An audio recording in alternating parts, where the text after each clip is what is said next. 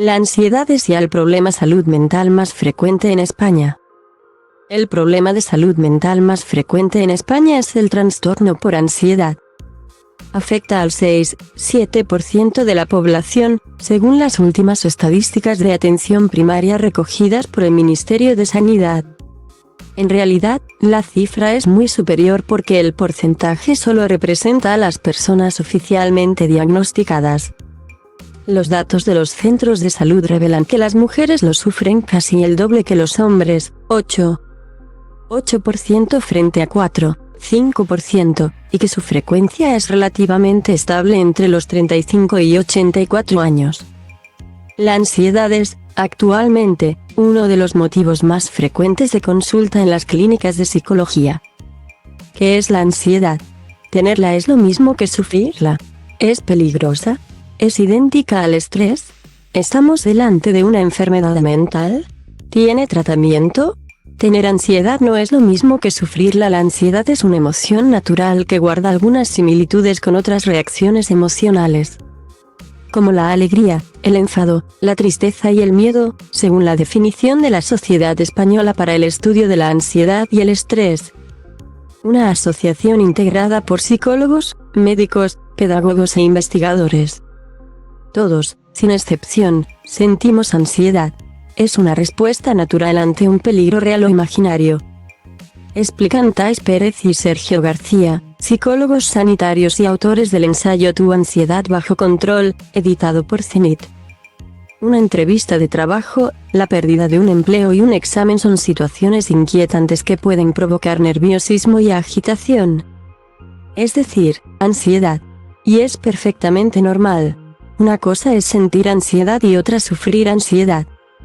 Sufrimos ansiedad, es decir, tenemos un trastorno de ansiedad, cuando limita nuestra vida.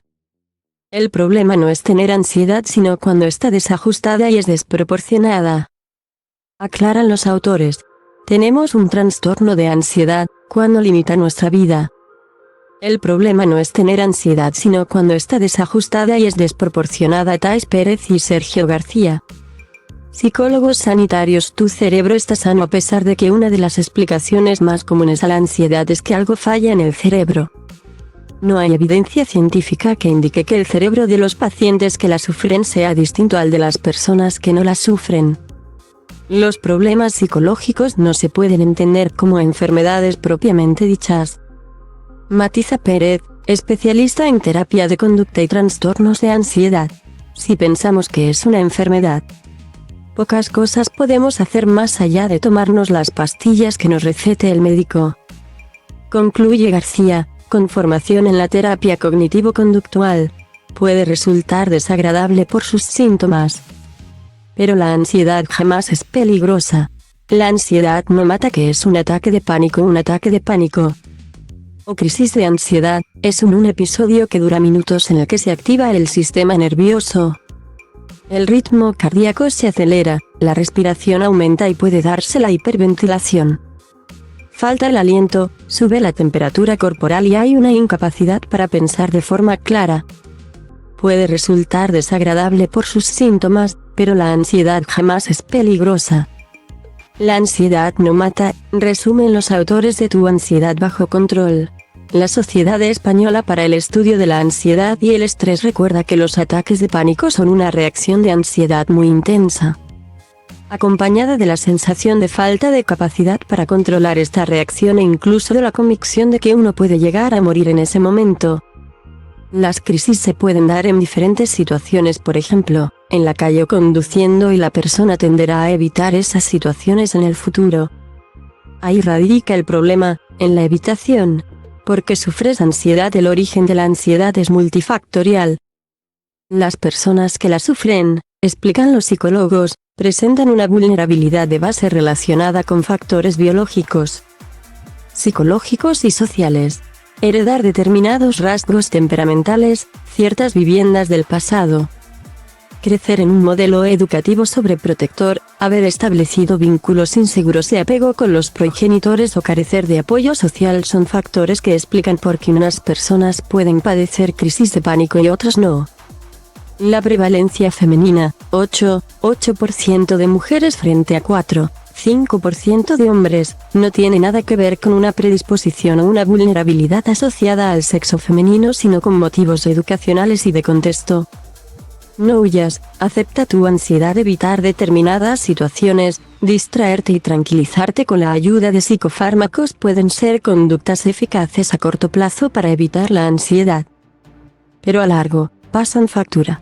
La única manera para dejar de sufrir ansiedad, sentencian García y Pérez, es enfrentarse a ella.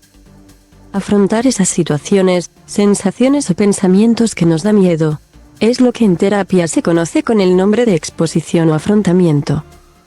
De la mano de un profesional de la salud mental, el paciente debe aprender poco a poco y con pautas claras y jerarquizadas a no huir de la ansiedad, sino aceptarla y hasta conectar con las sensaciones desagradables. Antes de eso, es necesario entender lo que le está pasando a tu cuerpo y a tu cerebro. Explica García. Vivimos en una sociedad donde no se tolera sufrir y tenemos que estar bien todo el día. Evitamos el sufrimiento, ese es el error. Sufrir forma parte de la condición del ser humano. Concluye. Diferencias con el estrés. Ansiedad y estrés son parecidos, pero no lo mismo. El estrés es la respuesta que desarrolla una persona ante un cambio con el objetivo de adaptarse. Es un proceso que incluye respuestas, la ansiedad es una de ellas. Si el estrés es puntual, no hay problema. El problema llega cuando perdura mucho en el tiempo.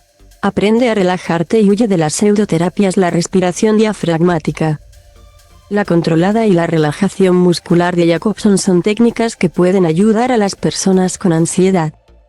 No para que las practiquen en mitad de una crisis, sino para que lo incorporen como hábito de vida. Lo mismo con la higiene del sueño, alimentación, el ocio y el deporte. Los pacientes también deben aprender a evitar el hiperperfeccionismo y, sobre todo, aprender a decir que no.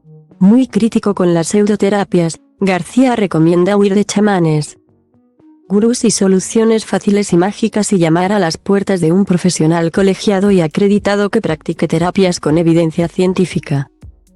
Coma es accesible for free, false, as part, @type, webpage element, is accesible for free, false. CSS Selector Closed Content.